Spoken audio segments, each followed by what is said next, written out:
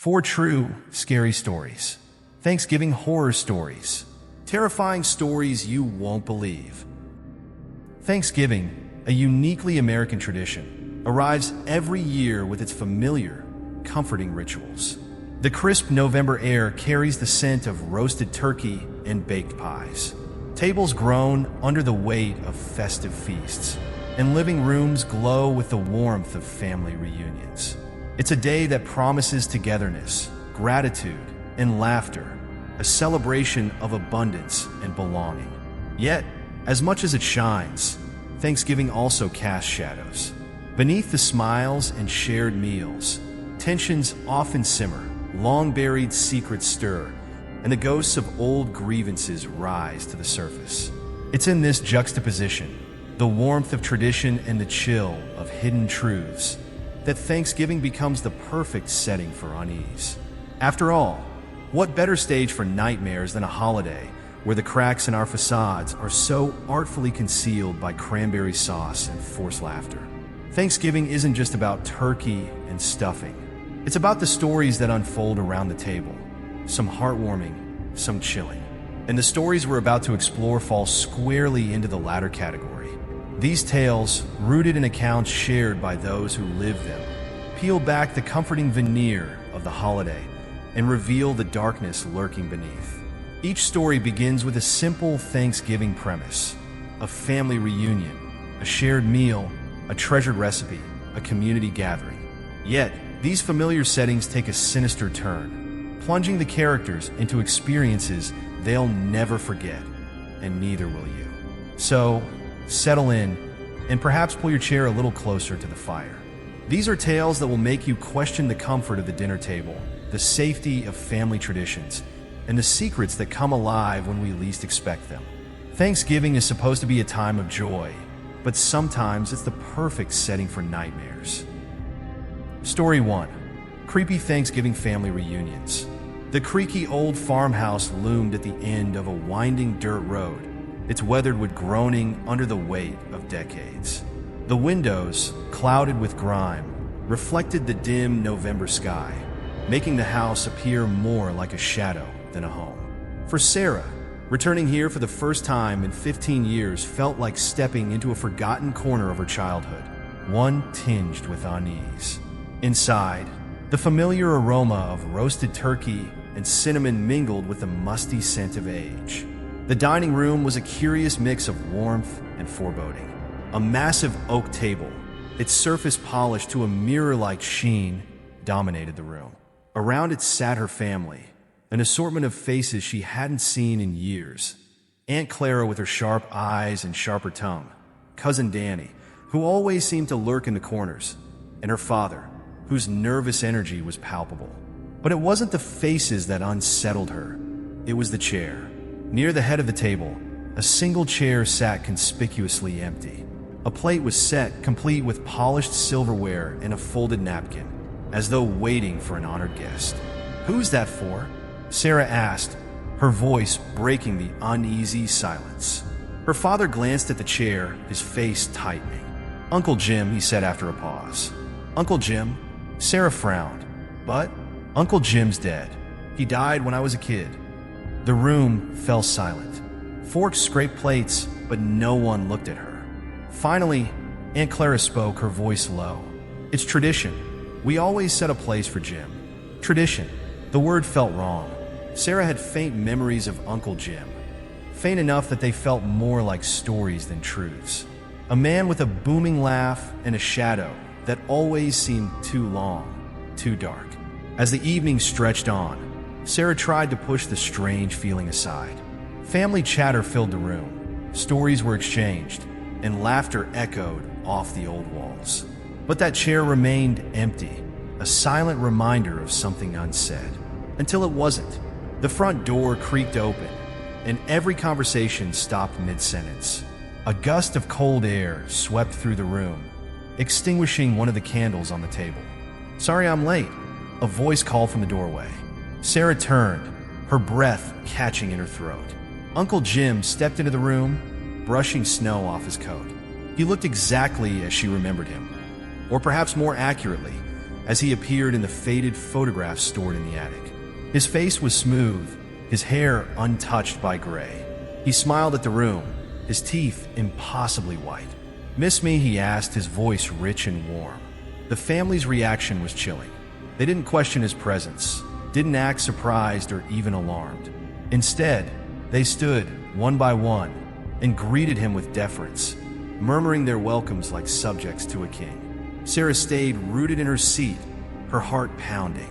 "But you're dead," she whispered, her words swallowed by the tense atmosphere. Uncle Jim's gaze flicked to her, his smile widening. "Dead? Oh, Sarah, you always had such an imagination." The night grew darker, both outside the windows and within the farmhouse. Jim's presence was magnetic, yet unsettling. He commanded the room with a strange authority, his voice low and measured, his gaze heavy. Sarah began to notice things she hadn't before. Whispers, barely audible, seemed to come from the walls. Shadows stretched unnaturally long, even when the source of light was clear. And her family, her father, Aunt Clara, Cousin Danny, moved as though under some unseen influence, their eyes dull and unblinking when Jim spoke. Curiosity soon gave way to dread. Sarah excused herself and wandered upstairs, her footsteps muffled by the ancient carpet. In the attic, she found a trunk filled with old journals, their pages yellowed and fragile. One journal in particular caught her eye. It belonged to Uncle Jim. The entries were strange, filled with references to the pact and the ritual. Sarah's hands shook as she read about a deal Jim had struck long ago. Something inhuman, something that required a sacrifice every Thanksgiving to sustain his unnatural life. Her blood turned cold as she read the final entry. This year, the chosen one will be ready. She's family after all. The sound of footsteps behind her made her jump. She turned to see Uncle Jim standing in the doorway, his smile now a predatory grin. "Sarah," he said softly, "you've always been so curious. That's why it's you this time." Panic surged through her. She bolted past him, her heart pounding in her chest, and stumbled down the stairs. The family, still seated at the table, turned their empty gazes toward her, their faces devoid of emotion. Jim's voice followed her like a shadow. "You can't run from family, Sarah. Not on Thanksgiving." She fled into the night, the cold biting at her skin. The whispers didn't stop, even as she reached her car and sped away down the winding road. For weeks after, Sarah thought she'd escaped, but the whispers followed her, growing louder at night, accompanied by shadows that didn't belong. She knew then that Uncle Jim's reach extended far beyond the old farmhouse. Thanksgiving would never be the same again. Story 2. Haunted Thanksgiving Dinner. The house had a charm mark, and Emily couldn't resist. Nestled at the edge of a quiet, wooded neighborhood, it stood proud despite its weathered exterior. Its creaky floors and peeling wallpaper felt like a promise of stories untold. Perfect setting for their first Thanksgiving as hosts. When the landlord handed them the keys, he hesitated. "This house has a history," he muttered, avoiding their eyes. Mark laughed it off, brushing aside the cryptic remark. Emily, ever the optimist, decided the house's quirks were part of its appeal. She envisioned it filled with the warm glow of candles, the chatter of friends, and the mouth-watering aroma of turkey. By Thanksgiving morning, their vision came to life. The dining room table groaned under the weight of roasted vegetables, mashed potatoes, and a perfectly golden turkey. Friends arrived bearing pies and wine, their laughter filling the chilly November air. The house seemed to approve at first, its walls reverberating with life after years of silence. But as the evening progressed, an unease crept in. It started subtly. A serving spoon slid off the table when no one was near it. Emily blamed it on the slant of the old floorboards. Faint laughter echoed from the kitchen, though everyone was accounted for in the dining room. "Did anyone hear that?" asked Claire, one of Emily's college friends. "Hear what?" Mark replied, though he felt a shiver crawl up his spine. Claire frowned but said nothing, her gaze darting toward the darkened hallway. As the dinner continued, the atmosphere grew heavier. The candles flickered, though no drafts stirred the air. The guests began to speak in hushed tones, their earlier cheer replaced by something closer to apprehension. Then Adam, Mark's oldest friend, excused himself to use the restroom. 20 minutes passed, then 40. "Where's Adam?" Emily asked, her voice tight. Mark went to look for him. He found Adam standing in the hallway, facing an antique mirror that hung on the wall. His reflection seemed wrong, its movements slightly out of sync, its eyes sharper, almost predatory. "Adam," Mark called hesitantly. Adam turned, his face pale and damp with sweat. "I saw someone in the mirror," he whispered. "But it wasn't me." The group gathered in the living room, their nerves frayed.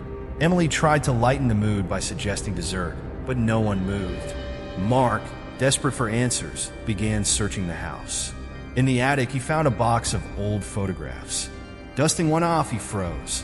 It showed a family gathered around a Thanksgiving table, their faces eerily familiar. Each person resembled one of their dinner guests, right down to the clothes they wore. Except for one figure. Standing at the head of the table, partially obscured by shadow, was someone unrecognizable. Their face was blurred, as though the camera couldn't fully capture them. Mark brought the photo downstairs, his hands trembling. When the others saw it, their reactions ranged from disbelief to terror. "This is insane," Claire whispered, but her voice lacked conviction. The group decided it was time to leave, but as they approached the front door, it refused to budge. The windows, too, were immovable, as though sealed by an invisible force. Panic set in. The laughter returned, louder this time, echoing through the house. The dining room lights flickered, revealing fleeting glimpses of figures standing in the shadows. "Who are they?" Emily cried, clutching Mark's arm. "They're us," Adam said, his voice hollow. The group stumbled back into the dining room, where the table was reset, the food untouched.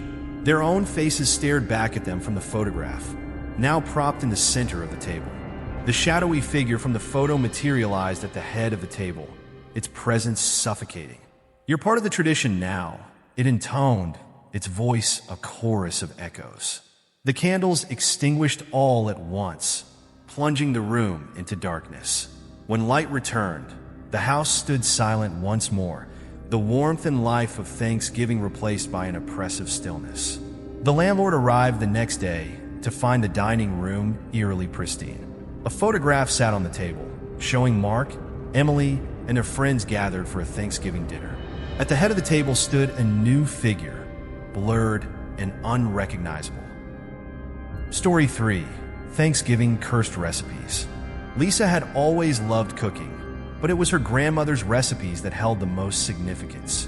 The old farmhouse kitchen, where her grandmother had spent countless hours stirring, chopping, and seasoning, was now hers.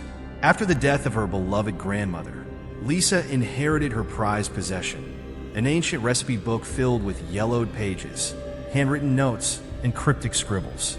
The book had a certain aura about it, something mysterious. But Lisa, a talented chef with big aspirations, saw it only as a treasure trove of culinary secrets. She had always admired her grandmother's cooking, and now she was determined to impress her in-laws, who were notoriously critical of her skills in the kitchen. For Thanksgiving dinner, Lisa decided to prepare a dish from the book. There was a recipe for a rich, spice pie that had always been a favorite of her grandmother's. The instructions were intricate and peculiar, requiring obscure ingredients like moonlit rosemary and a pinch of winter's breath, which at first Lisa found odd but shrugged off as eccentricities of an older time. The preparation felt ceremonial, almost ritualistic.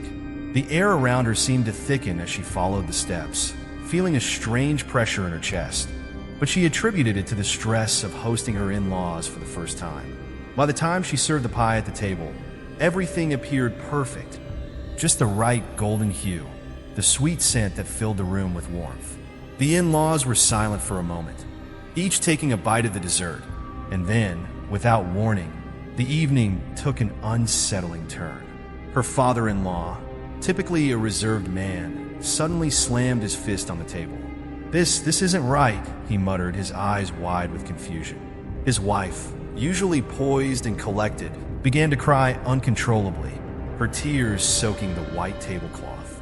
Lisa watched in horror as the other members of the family joined in, the atmosphere in the room growing heavy with tension. "Why did you leave me?" her sister-in-law whispered to her mother, her voice tinged with anger. "You promised me you'd always be there." Confused and frightened, Lisa tried to calm them down, but the more they ate, the more they unraveled. Secrets that had long been buried began to surface. Confessions of infidelity, betrayal, repressed memories of old grudges. It was as though the food had unlocked something deep within each person, and Lisa's worst nightmare began to unfold. Frantic, Lisa rushed back to the recipe book, searching for answers. Her fingers trembled as she flipped through the pages, finally finding a strange entry she hadn't noticed before. The words were chilling. The recipes contained within these pages are not for mere meals. They are spells, meant to bind those who partake in them to dark forces. Each bite seals a promise, a bargain made in exchange for success, wealth, and power. But at what cost?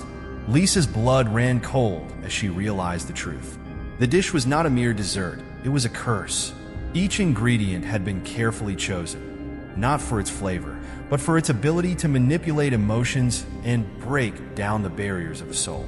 The dish had done exactly what it was meant to, forced her in-laws to confront their most deeply buried secrets and desires, unraveling the family's fabric in the process. Desperation overwhelmed her. She grabbed the plate, intending to destroy the remaining pie to stop them from consuming any more of it. But it was too late. The damage had already been done. Her family, consumed by the dark magic of the dish, was now irrevocably changed. The arguments, the tears, the confessions, they were all the result of the curse that had been unleashed. Lisa tried to intervene, but the more she begged, the more the atmosphere thickened with malice. Her in-laws, now aware of what had happened, looked at her with cold, calculating eyes, as though they were no longer the people she had known. They were something else, something bound to the curse. The night wore on, the sounds of anguish filling the house. When morning came, it was eerily quiet. Lisa was left alone in the kitchen, surrounded by the remnants of the meal. The pie was gone. Her in-laws had left, their departure marked only by the cold emptiness in the house. As Lisa stood there, stunned, she picked up the recipe book. The pages had turned on their own, as if guided by an unseen hand, stopping at a new entry. She read the words with a sense of dread. "Lisa, you are now part of this tradition." Her name was written in the book, as though she had always been part of the curse. The room grew darker, and she could feel the weight of the words pressing in on her. The family, the food, the curse, it was all part of something far beyond her comprehension. Lisa looked out the window, the sun creeping over the horizon, but in the back of her mind, she could hear the whispers of the recipe book, pulling her deeper into its dark embrace. Thanksgiving would never be the same again. Story 4. Thanksgiving feast gone horribly wrong. The small town of Hollow Creek had always prided itself on tradition. Every year, the entire community gathered at the town hall for the annual Thanksgiving potluck, a time for neighbors to come together and celebrate the harvest, share their favorite dishes, and reconnect after a long year. The event was a cherished part of life in Hollow Creek, with families from every corner of the town contributing something special to the feast.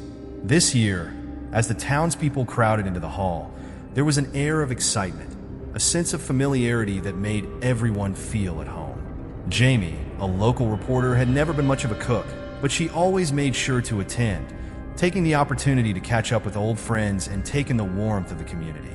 As she entered the hall, she noticed the usual spread of mashed potatoes, green bean casseroles, cranberry sauce, and freshly baked pies. But there was one dish that stood out, an unfamiliar pie, sitting alone on the far end of the long table.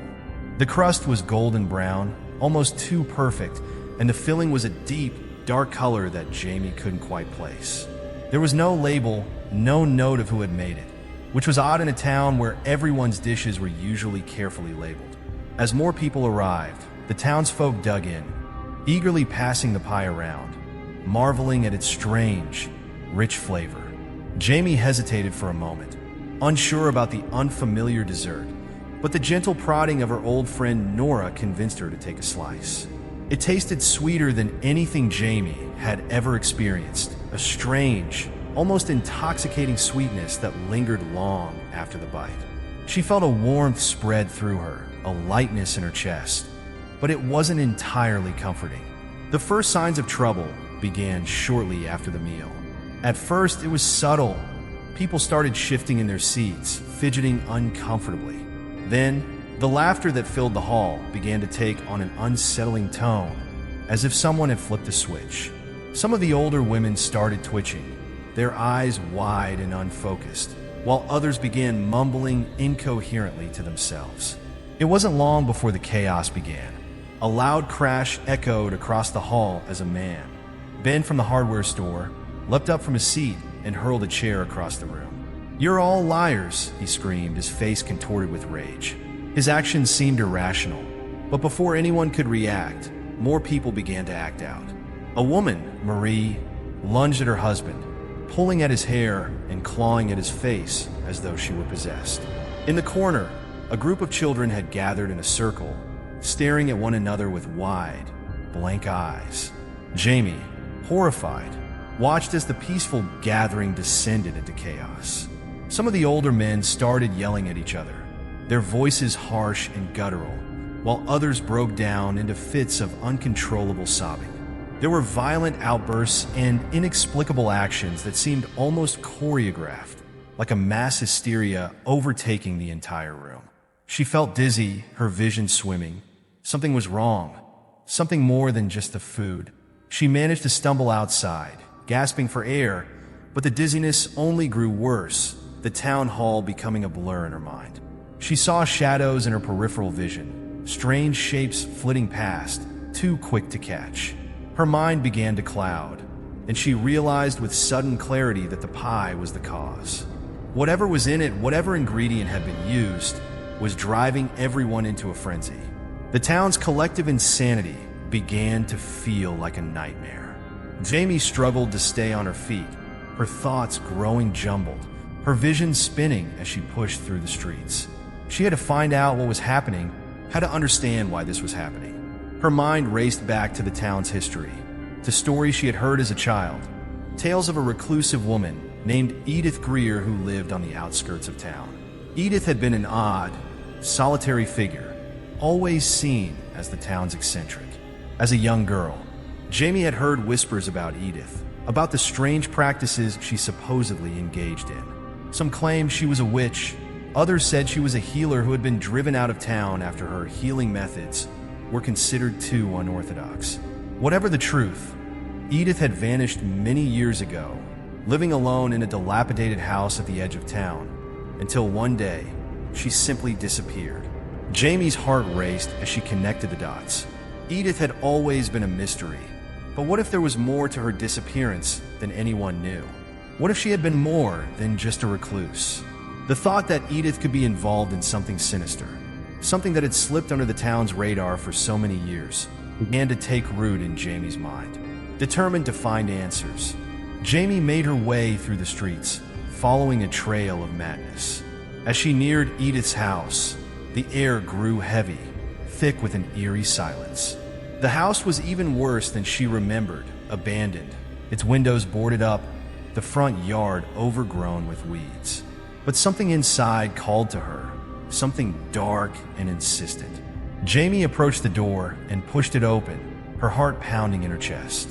Inside, the house was as she had imagined it, dusty, decrepit, filled with an oppressive, musty smell. But there was something else, something she couldn't quite put her finger on.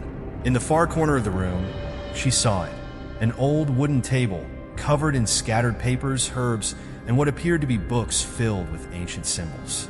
And then, on the table, she saw the recipe, the one that had caused all the madness. It was an ancient herb, one that Jamie recognized from a book on rare plants she had once read. The herb, known as lunar dusk, was used in ancient rituals to induce mass hysteria, to cause visions, to drive entire communities into collective madness. Before she could fully process the implications, Jamie heard a rustling sound behind her. Spinning around, she saw an old woman standing in the doorway, her face twisted in a cruel smile. "I see you found it," the woman said, her voice low and raspy. "Edith," Jamie whispered, her voice trembling with both fear and recognition. The woman nodded. "It's too late for them now. Too late for this town. You think I would forget how they treated me all those years ago? They abandoned me, humiliated me, and now they will pay." Jamie tried to speak, but the words caught in her throat. "You've been dead. You've been gone for so long." Edith's grin widened. "Not quite. My body may have died, but my spirit remains. I will have my revenge, even from beyond the grave." As the realization hit her, Jamie stumbled backward. The pie was my gift to them, my revenge," Edith said, her voice taking on a sinister edge. "It was meant to drive them mad, to make them face the horrors they've ignored for so long. Now they will know the cost of their cruelty."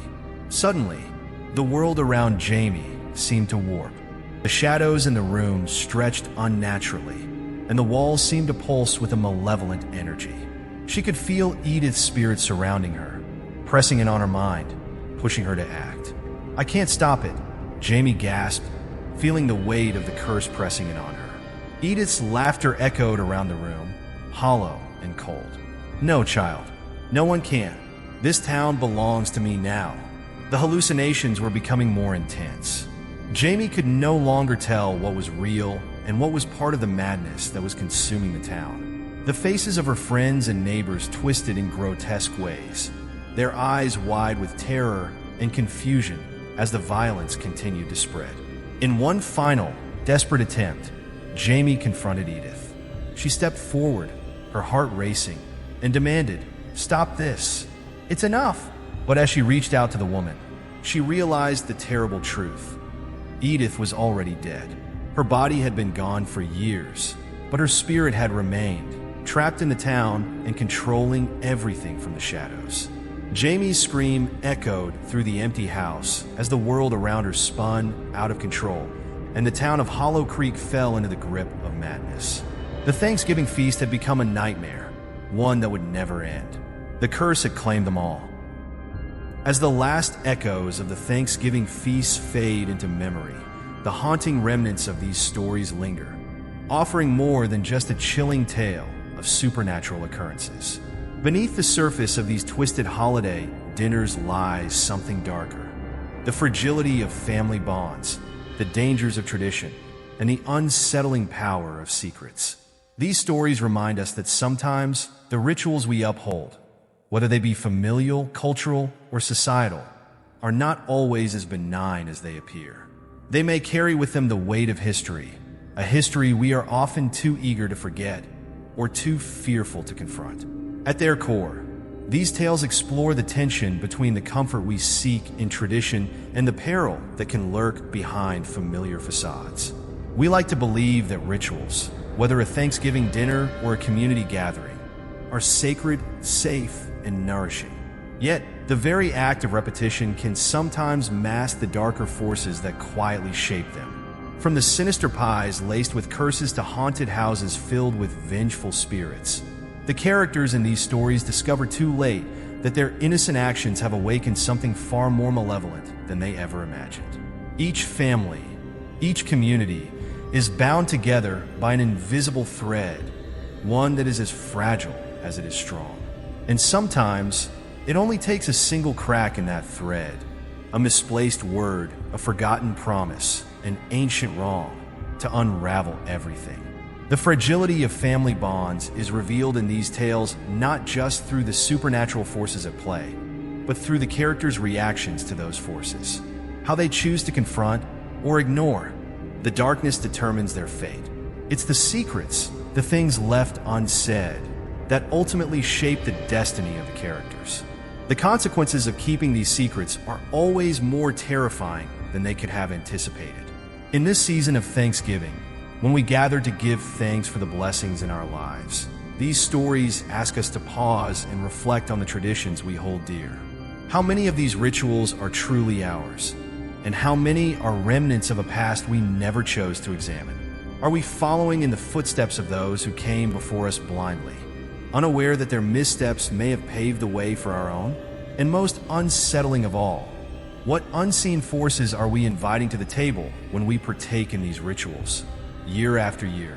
Without question, in each of these stories, we see characters who are caught in the snare of their own choices. Whether it's Lisa, who unwittingly unleashes a dark curse on her family through an ancient recipe, or Mark and Emily, whose dinner party turns into a living nightmare, the underlying theme is clear. The rituals we blindly follow can have dire consequences. The things we take for granted, the traditions, the family gatherings, the seemingly harmless recipes, can be steeped in histories we know nothing about. And in these histories, the things we choose to overlook, the things we fail to question, can come back to haunt us in the most horrific ways.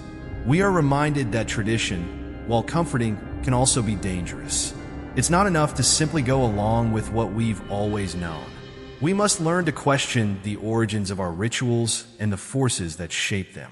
Only then can we truly understand the consequences of our actions.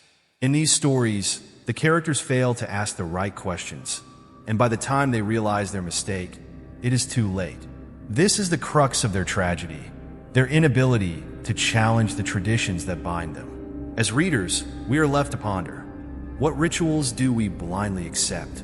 What family secrets have been passed down through generations? And how might they be shaping our lives in ways we don't even realize? Are we, too, perpetuating cycles of fear, guilt, or darkness, all in the name of tradition? The fragile bonds we share with our families, the customs we cherish, and the secrets we keep can either heal us or destroy us. These stories urge us to take a step back and reassess everything we hold dear, asking ourselves what we are truly giving thanks for. Thanksgiving is, on the surface, a time to gather around the table and express gratitude. It is a moment to reflect on the blessings of the year, to share a meal, and to appreciate the company of loved ones. But perhaps, as these stories remind us, it is also a time to give pause. What are we truly celebrating? What are we inviting into our homes, into our lives, when we open the door to these sacred rituals? As we sit around the table, with plates piled high and glasses raised in toast, we must ask ourselves, what else might we be inviting to the table? What dark, hidden forces might be waiting for us to turn the page, take the first bite, or say the wrong word? The strange thing about tradition is that it often comes wrapped in a comfortable disguise. The rituals we cherish, the things that make a holiday feel complete, are rarely questioned, and perhaps they shouldn't be. But in doing so, we run the risk of inviting things we cannot control, things we do not understand, into our lives. The power of tradition is strong, but it is not always benign. As the stories of haunted dinners and cursed recipes come to a close, the unsettling thought remains. The most dangerous things we face are often those that seem the safest. The rituals we uphold, the bonds we cherish, and the secrets we keep may hold more than just memories. They may hold curses waiting to be unleashed. You might think that these tales are just stories, the sort you tell to give a thrill to a quiet evening. But I'll let you in on something. I too have my own Thanksgiving horror story. A story that still lingers with me. One that haunts my thoughts each year as the season draws near. It's not one I tell often, but perhaps one day I'll share it with you. But for now, that's a tale for another time.